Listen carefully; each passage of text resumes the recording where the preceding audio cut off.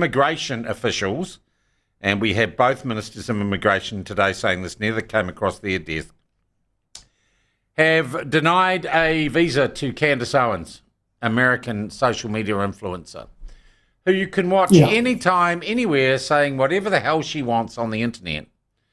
But we're not letting her come here because the Australians got all woke and wouldn't let her go to Australia. We're encouraging people to email chris.pink@parliament.govt.nz and erica.stanford@parliament.govt.nz. This too is another example, I would say, of how deep the stupidity of wokeism and virtue signalling has run into our public service, into our bureaucracy. There is a lot of work to be done to stop this bad thinking. A few years ago on Twitter, it was common for people to say, oh, we're living in the stupidest possible timeline. Like, this is the stupidest possible response to all of it. I am no fan at all of Candace Owens. The bits that I've seen seem like Holocaust denialism. It's nuts. Nobody should be paying attention to it. But part of nobody paying attention to it is just ignore it. We've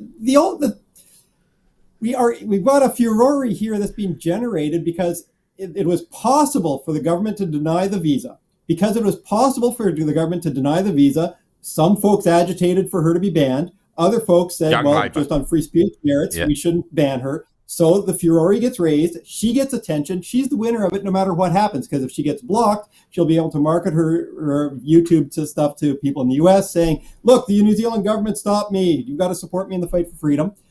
If she'd gotten in, she'd be able to say, hey, we won the fight against the New Zealand government. It's dumb on those grounds. It's also dumb on the grounds that we've effectively, as Graham Edgeler's pointed out on Twitter, we've outsourced our immigration policy to other countries, right? So if some other country has said, well, we're not going to let this person in, then New Zealand says, okay, well, that's good enough for us. We're not going to let them in either.